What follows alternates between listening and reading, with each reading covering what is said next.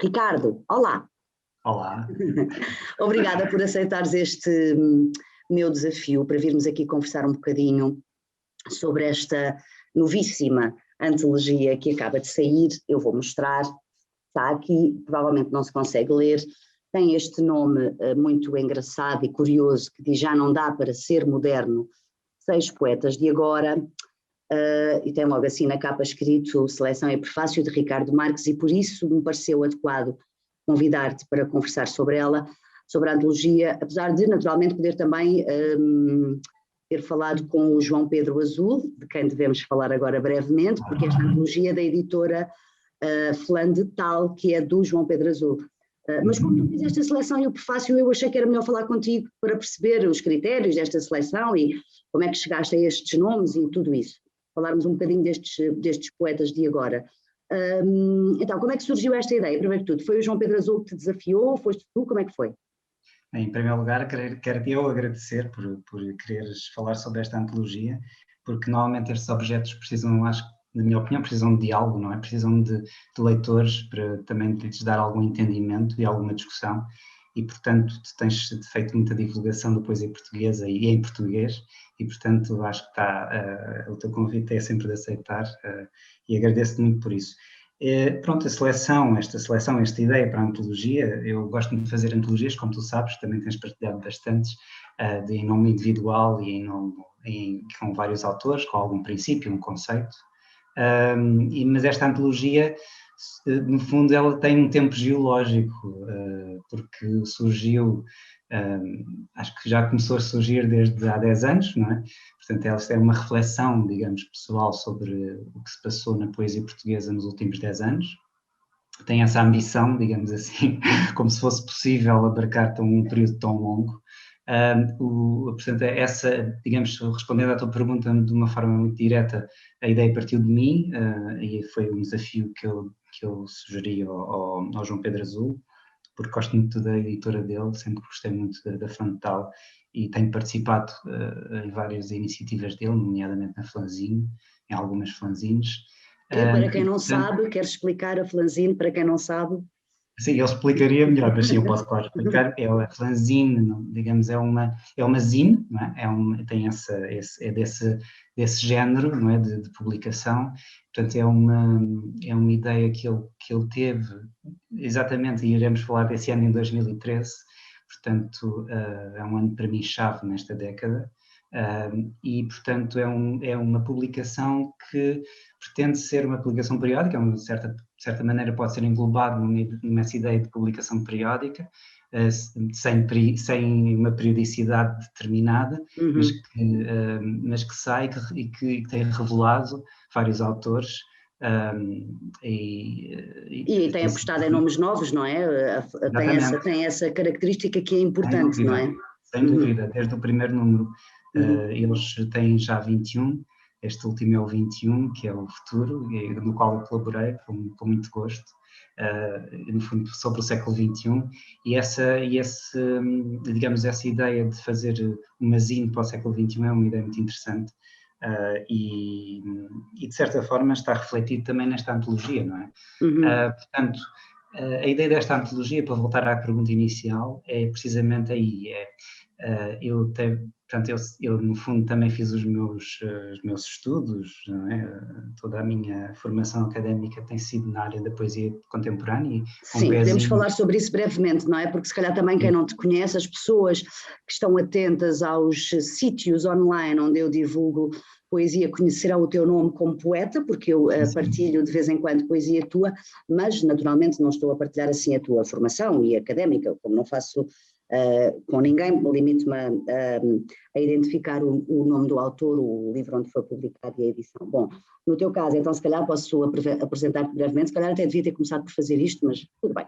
Não, isto é uma conversa, portanto podes falar tudo e eu também. Exatamente. Então o Ricardo Marques, poeta, é também doutorado em Estudos Portugueses pela Universidade Nova, Faculdade de Ciências Sociais e Humanas, onde desenvolve investigação pós-doutoral sobre revistas literárias do modernismo. Cá está uma época da literatura portuguesa muito, muito interessante e rica. Neste âmbito, coordenou recentemente o volume de ensaios de Tradição e Vanguarda, das revistas literárias do modernismo, editada pela Biblioteca Nacional de Portugal em 2020. É crítico literário, colabora enquanto crítico com diversas revistas da especialidade, poeta e tradutor. Há esta característica muito importante, a tua, que é a da tradução, responsável por antologias poéticas, como falávamos há pouco, desde Tennessee Williams, Amy Lowell, D.H. Lawrence, Vicente Huidobro, Patti Smith, Billy Collins, esse livro maravilhoso chamado Amor Universal, entre outros. Foi também co-coordenador do último seminário de tradução coletiva da Casa de Mateus em 2009. E aqui diz que o seu último livro de poemas é Lucidez, da Não Edições, mas tens outros livros publicados. Então, dizias, como te tens dedicado, de facto, o teu objeto de estudo é a poesia, e também a poesia recente, não só a poesia mais antiga, achaste que fazia sentido, a partir desse olhar, propores uma antologia que abarcasse esta última década. Mas a minha pergunta é, porquê exatamente a última década e não, por exemplo, os primeiros 20 anos deste século? Sim, quer dizer, os primeiros 20 anos deste século, e reflito um bocadinho sobre isso no prefácio, é um bocadinho, já estão de certa forma traçados e já há alguns estudos sobre isso, porque no fundo essa primeira década para mim, e eu próprio já refleti sobre ela do ponto de vista da crítica, essa anotação está numa nota do prefácio, está dominada de certa forma por aquilo que foi os poetas sem qualidades, não é? O livro do Pedro Eiras sobre isso, há vários estudos, revistas sobre isso no Brasil e em Portugal. Portanto, os autores que de certa forma marcaram e que marcam essa primeira década já estão sinalizados, não é? Obviamente que pode sempre fazer estudos sobre outras décadas, não é? E eu próprio tenho refletido um bocadinho sobre há 100 anos atrás, nesse programa sobre as revistas do modernismo, não é? Porque realmente há muitas ligações, mas esta década, então, esta década mais recente, então, desculpa interromper-te, Ricardo, é porque apareceram uma série de não só novos poetas, como novas editoras depois de 2010, sim. E tu explicas isso no prefácio, não é? São as ditas editoras mais pequenas, independentes, mas que trazem um fulgor daquilo que se está a escrever muito rico e diversificado, não é? Sim, a ideia é precisamente essa, faltava pensar, porque eu acho que já estamos até noutro momento, que já esta década começou agora há 2 meses, não é? Iniciou um outro momento, mais ou menos, não é? Nunca podemos fazer estas divisões artificiais, mas eu penso que faltava para mim, pessoalmente, porque isto parte sempre, todas as minhas antologias partem sempre de uma pergunta que eu me faço, não é? O que é que pode ficar desta segunda década do século XXI? O que é que me interessou mais? Que tipo de reflexão ou que tipo de perguntas fazem estes poetas? Não é? Que no fundo também é um bocadinho um princípio egoísta, digamos assim, porque eu também comecei a publicar nesta segunda década, não é? Não só em nome próprio, como também as minhas traduções, não é? E esse conceito que tu falaste, eu normalmente gosto muito de frisar isso do poeta-tradutor, que um poeta-tradutor digamos, um tipo de poeta, posso falar um bocadinho sobre isso, em que eu me defino assim, eu acho que é exatamente isso. Para mim é tão importante, ou de caráter mais importante, trazer outros autores para a minha língua materna do que propriamente até escrever na minha língua, originais meus, porque eu acho que faz parte desse questionamento de um poeta, essa indagação, ver o que é que está escrito, o que é que já foi escrito, o que é que está a ser escrito. E, portanto, para mim, essa ideia, eu não sou o único, há muitos poetas tradutores, e tenho traduzido alguns para português, fazem isso, não é? A sua obra está a par e passo com a obra de outros, não é? Têm esse gosto em trazer obras de outros. E, portanto, é isso também que é esta antologia, penso eu. É também pensar nos meus companheiros de geração, quais é que são aqueles que mais me interessam, aqueles que não gosto muito de falar da ideia de inovação, de inovador ou do que seja, e acho que o prefácio também é um bocadinho eloquente em relação a isso, mas interessava-me realmente fazer, e é uma ideia que eu já vinha acalentando há muito tempo, no meio de outros projetos que entretanto foram saindo, e portanto esta antologia no fundo nasce com o primeiro confinamento, já tem quase 1 ano, quando me vi em casa, uma das coisas que fiz foi fazer essa reflexão, precisamente porque achei que em 2020, não é? Era um ano, nunca tinha tido aquela experiência, fiz várias coisas nessa altura, mas esses 2 meses que tivemos no primeiro confinamento, para mim foi um tempo de reflexão e esta antologia teve de sair aí. Eu vi que tinha os livros todos em casa e, portanto, pensei, é mesmo agora, acho que é uma altura certa, está tudo a dizer Exato, isso. sim. E, portanto, foi isso, não é? Tive de reler de novo, não é? Alguns livros, tinha alguns livros e não tinha quase todos os livros, todos esses poetas, e daí também uma das características desta antologia, que foi muito importante para mim, talvez por ter esse lado académico, é que queria muito de divulgar a bibliografia de cada um. Portanto, ter até essa nota bibliográfica, o registro bibliográfico de cada um, que eu acho que nunca foi feito, ou pelo menos não é uma preocupação muito frequente que vejo em antologias, para precisamente fazer esse serviço público de as pessoas que, se quiserem ler aqueles poetas mais amplamente, os poemas no sítio original, poderão ler. Não é? E com as reedições, nomeadamente fora de Portugal, que é uma das características desta geração, tem sido muito, não só editados em Portugal, como também fora. E, portanto, este primeiro confinamento, estamos a viver o segundo, não é? Mas o primeiro confinamento foi muito produtivo para mim. Nesse sentido. Agora, para chegarmos a esta ideia de antologia com 6 nomes, o livro chama-se Já Não Dá Para Ser Moderno, 6 poetas de agora, e nós sabemos que há muitos mais a publicar nesta última década e a fazer até primeiras publicações e primeiros livros e tudo isso.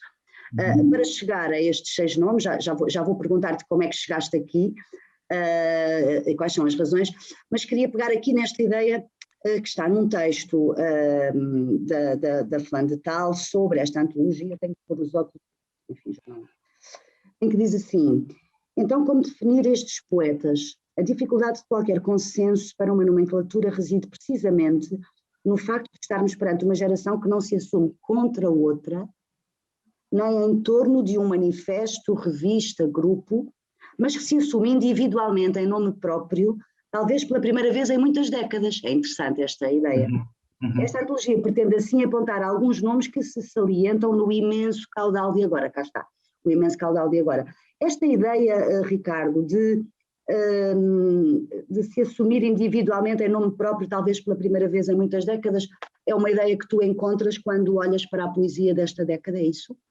Sim, eu acho que é muito vincado isso, e eu acho que as editoras que começaram a nascer no início da década, e também como tu leste, e já aflorei isso um bocadinho, o ano 2013 foi particularmente produtivo nesse aspecto, refletem exatamente essa individualização, não é? Cada vez mais se viu, foi vendo ao longo da década, e nesses inícios já se via, os poetas a começarem a fazer edições de autor, uma coisa que não se via tão frequentemente, não é? Acho que, assim que me lembro, que nos anos 70 havia aquela publicação conjunta, não é? Do Cartucho, de alguns poetas que nós gostamos muito ainda hoje, que já temos falado, e portanto não há porque eu acho que havia um certo preconceito até agora, até ao início da década, de fazer isso, porque havia uma ideia, eu próprio, o meu primeiro livro em 2012 foi em edição de autor,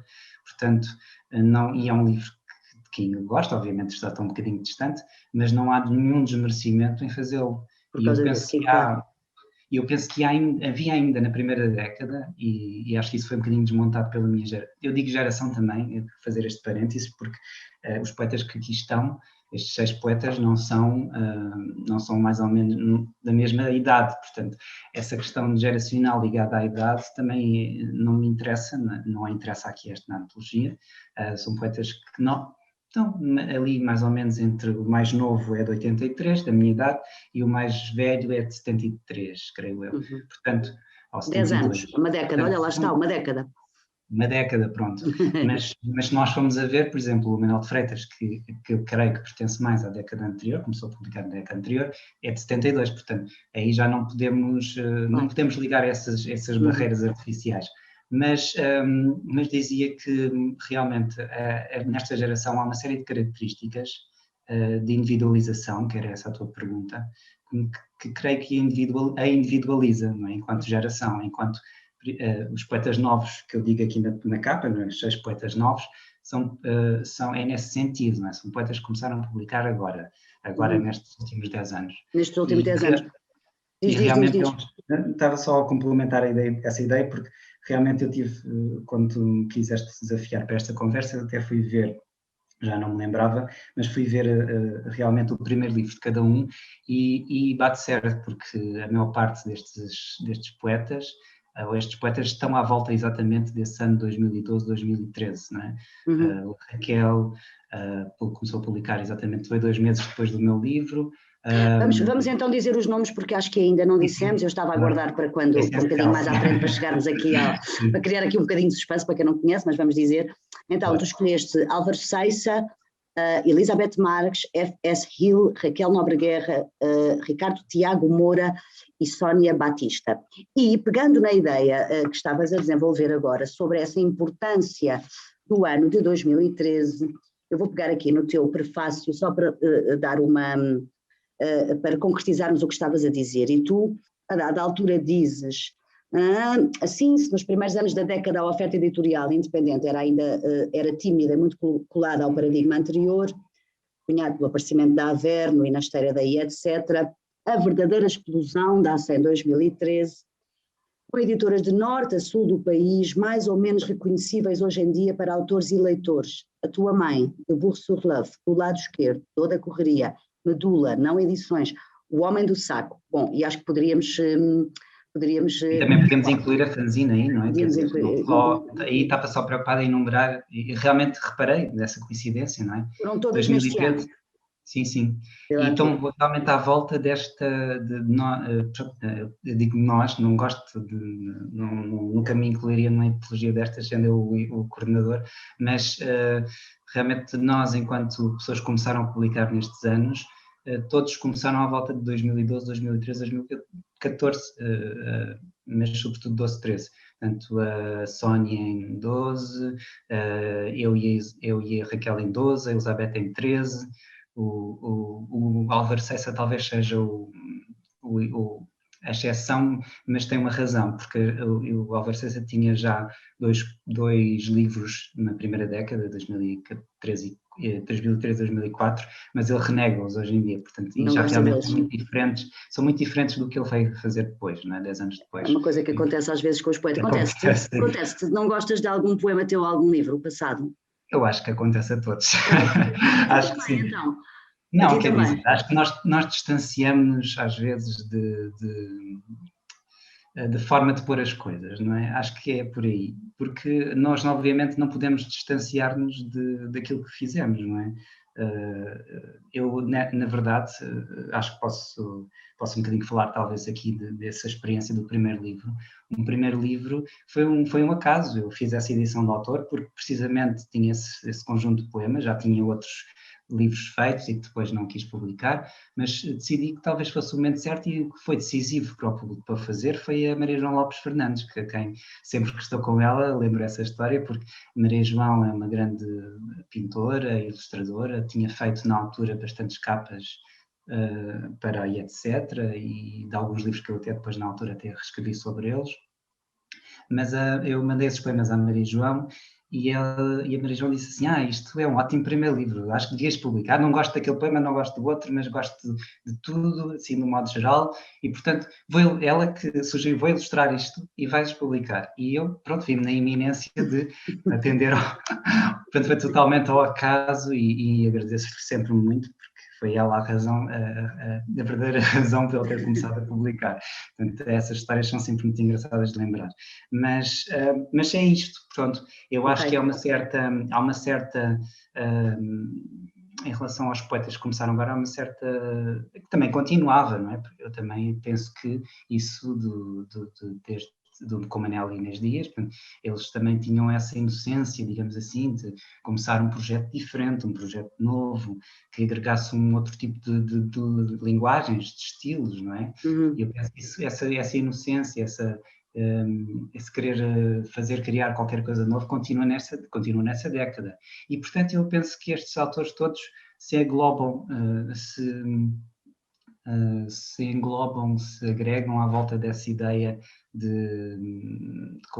destas novas editoras, não é? Começaram a publicar todos nestas novas editoras, ou em nome individual, e ao longo depois dos 10 anos foram fazendo até edições de autores, já tendo publicado livros noutras editoras. Portanto, há toda ali nesses 7, por exemplo, que tu nomeaste, que eu nomeei no prefácio que tu leste, esses 7, uma, por exemplo, já não existe, a tua mãe já não existe, mas eu posso falar que também publiquei em 4 dessas, portanto tenho um livro em cada uma e numa até tenho mais do que um. Portanto, o que nos remete, desculpa interromper, Ricardo, para a importância das pequenas editoras, não é? Sem dúvida, no contexto da poesia portuguesa desta última década, e se calhar anteriormente também, mas nesta muito, muito vincada, não é? Muitos autores a publicarem em pequenas editoras que nem sempre chegam às grandes livrarias, ao grande público, ou seja, é preciso estar atento, mas que ao mesmo tempo estão também muito disponíveis online, porque também há as livrarias dedicadas mais à poesia e que têm tudo disponível online, ou seja, achas que também há aqui uma relação, digamos, que podemos encontrar entre este crescimento de pessoas a publicar, ou este aumento de pessoas a publicar e o online, o facto, em pequenas editoras que não estão disponíveis em todo o lado, mas depois o online se calhar compensa um bocadinho isso, achas que há uma relação, digamos, entre a explosão do online e também dos autores a publicar? Estou-me a lembrar agora, pode ser uma associação que não faz qualquer sentido. Qual é a tua opinião? Eu penso que sim, eu acho que obviamente que isso é referido também no prefácio, essa de certa forma, não sei se a palavra está correta, mas de uma democratização do acesso à internet, de publicação, mais fácil publicação, em nome do autor, como eu referi, e de impressão, não é? Há cada vez mais gráficas também interessadas nisso, não é? É mais fácil, não é? Na paginação e tudo isso, do que antigamente, não é? E eu penso que isso reflete depois no número de novos poetas, de novas editoras, de novos projetos, não é? Editoriais, novas ideias, não é?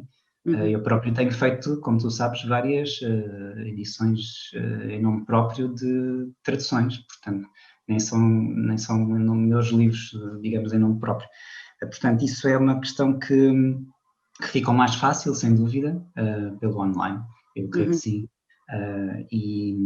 Ou seja, as editoras são pequenas, fazem tiragens pequenas, tu referes aqui de que tanto se fala, os 300 exemplares, sim. E até se brinca... Os 300 leitores. Exato, os 300 leitores e os 300... Exemplares, se calhar é menos. Se calhar, em alguns casos é menos do que isso, mas os ditos 300 leitores de que tanto se fala, mas...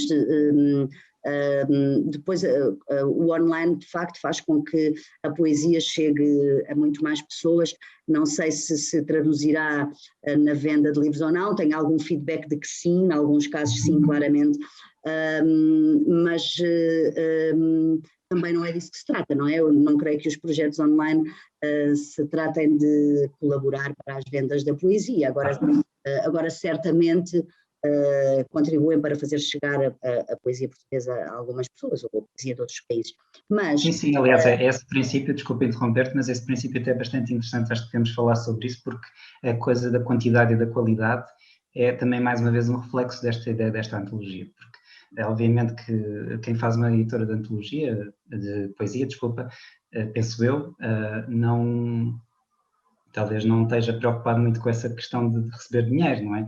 Eu penso que todos os editores com que eu falei, todos me dizem o mesmo, portanto não é esse o princípio, a ideia é publicar quem gosta. Mas esta ideia também, porque dos 6 poetas, também é uma surpresa, digamos assim.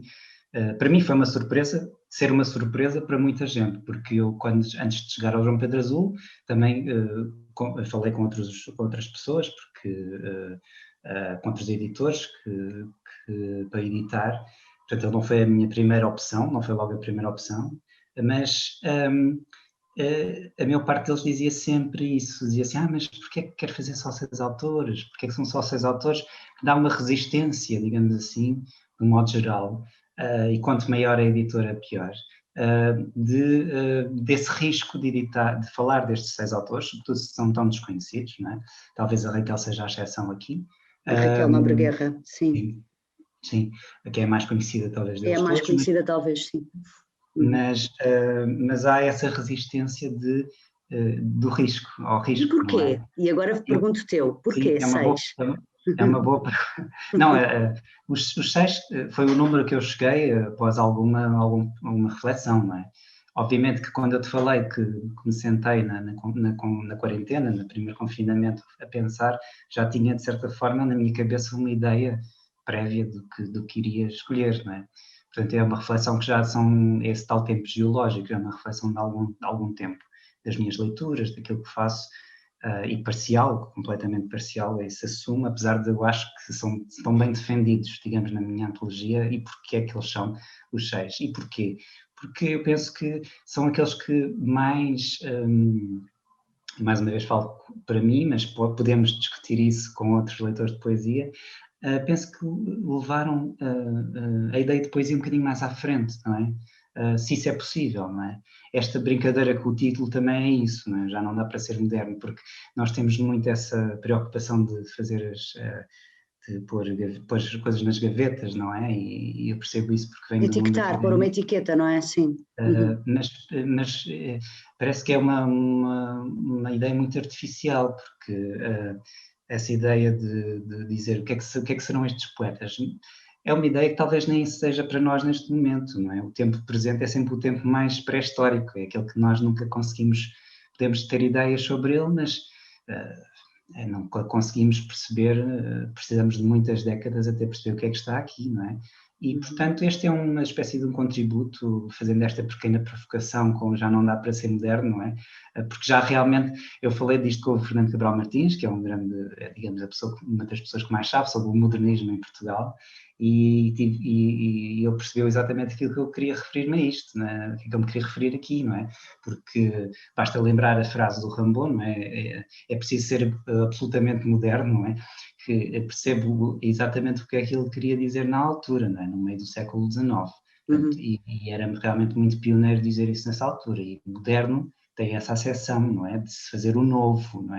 Todas as épocas, de certa forma, têm um espírito moderno, e é preciso ser moderno, é preciso tentar não fazer o que já está feito, não é? Apesar de eu achar que muita gente, exatamente por não correr riscos, prefere fazer o que já está feito. E isso, seja nos seus próprios poemas ou nas suas próprias criações, como também aquilo que escolhem traduzir. Então tiveste essa preocupação, digamos, de também trazer nomes menos conhecidos, foi propositado? Sim. Esta antologia tem esse propósito de serviço público, digamos assim. Não gosto muito de banalizar essa expressão, mas gosto muito de frisar que tudo aquilo que fiz sempre na poesia e na tradução de poesia nunca foi sempre pro bono, nunca ganhei dinheiro com isso, nem nunca quis. Felizmente, porque não precisava também, podia ter ganho já dinheiro nas minhas traduções, mas acho que é um princípio também um bocadinho, às vezes, pernicioso para o trabalho em si, não é? Para pensar só nisso. Mas estes autores, eu acho que eles são, talvez tivéssemos muitas horas para falar sobre isso, poderíamos falar muito, muito sobre como é que eles refletem um no outro, porque há essa preocupação. Eu também não tive uma preocupação muito definida, muito sobre o que é que se queria em relação ao género, não é? Porque felizmente que há paridade, não é? E isso é muito desejável hoje em dia, porque, por exemplo, a antologia, talvez um primo distante desta antologia, que foi publicada há 20 anos, há quase 20 anos, que é uma antologia muito diferente, mas de certa forma também são menos autores e ficaram todos, mas são só homens, que é a antologia dos novos poetas para o século XXI, que o José Ricardo nos fez em 2002. Portanto, realmente ficaram quase todos, mas já havia outras mulheres a publicar também na altura, portanto, e eu não era uma coisa que eu procurava muito definidamente, mas porque de certa forma também é uma falsa questão, porque, quer dizer, a escrita é que tem de falar por si, não é? mais do que propriamente quando eu vou ver um quadro ou um museu, não estou preocupado se foi feito por uma mulher, homem ou por uma mulher, ou por um homossexual, ou por um heterossexual. Whatever. Portanto, isso é a questão fundamental, não é? Era ser bons poetas, serem boa poesia. Obviamente que são todos muito, é uma seleção muito heterogénea, são muito diferentes, porque... Era isso que eu ia dizer, porque, e desculpa interromper-te, eu encomendei o livro ao Azul há poucos dias, eu tenho um livro há poucos dias, mas já o li, não é? E de facto é isso que estavas a dizer, eles são diferentes, são vozes mesmo diferentes, com abordagens diferentes, com formas diferentes. São diferentes não só do que já foi feito, creio eu, e daí estarem aqui, sim, mas também são diferentes e obviamente que há pontos, não é? Podemos falar sobre isso, talvez a Raquel seja a pessoa que esteja mais uma vez, mais próxima e falo disso do paradigma anterior, mais urbano, mais assim, uma certa coloquialidade, não faz mal. Palavra difícil para dizer, portanto, senhores telespectadores, e portanto, mas eles são muito diferentes, mas refletem-se muito, eu creio que há um jogo de espelhos aqui. E, por exemplo, a Sónia talvez seja a maior surpresa para alguém que esteja atento à poesia, porque a Sónia publicou várias destas editoras que estão referidas nesse prefácio, mas a Sónia é uma pessoa que, talvez para um purista, diz, mas ela não é uma poeta, ela é uma performer. Uma atriz, digamos assim. E tu não viste com essa lente purista? Não, porque ela tem livros publicados, isso aí é uma excelente poeta, é uma poeta que tem uma linguagem muito, obviamente, marcada por isso, não é? Pela sua atividade enquanto atriz e performer, não é? Muito dramática, mas é poesia, não é? E é essa a surpresa que eu também quero que as pessoas tenham.